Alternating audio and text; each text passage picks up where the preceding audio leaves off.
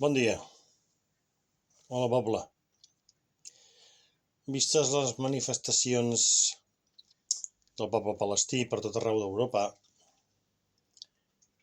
concretament a Catalunya, no sé per què es permeten, perquè si això no és un acte de terrorisme, ja no sé què pensar. Màxim quan nosaltres, els catalans, ens manifestem pacíficament per lluitar per drets, no per fer maleses ni maldats. No tirem ni papers al carrer, ja m'explicaràs tu.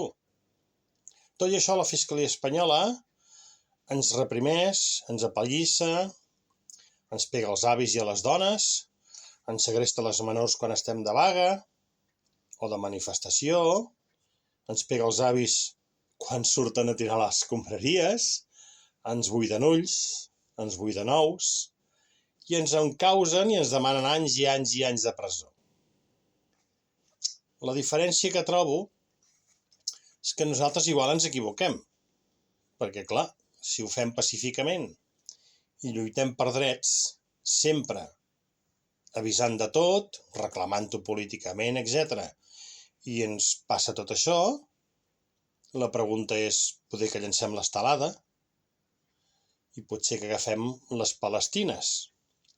Però és que tot va passar aquests dies. Ahir, per exemple, vam veure com en els Mossos d'Esquadra, amb una bandera espanyola, una senyora des del terra amenaçant un mosso d'esquadra, te rajaré, 3 vegades. 3, en vídeo.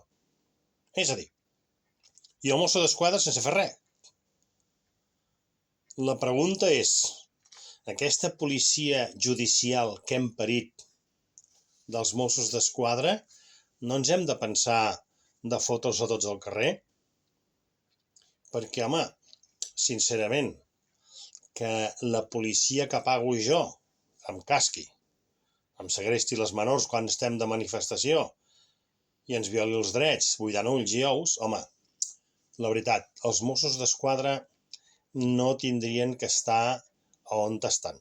Ho sento molt. Suposo que en el cos hi ha de tot, però la fiscalia, que és qui mana de debò els Mossos d'Esquadra, s'ho tindria que fer mirar. Llavors no tots som iguals, que no? Vinga, ja ho sabem, el fet de ser català és un fet de ser desgraciat. Bona nit.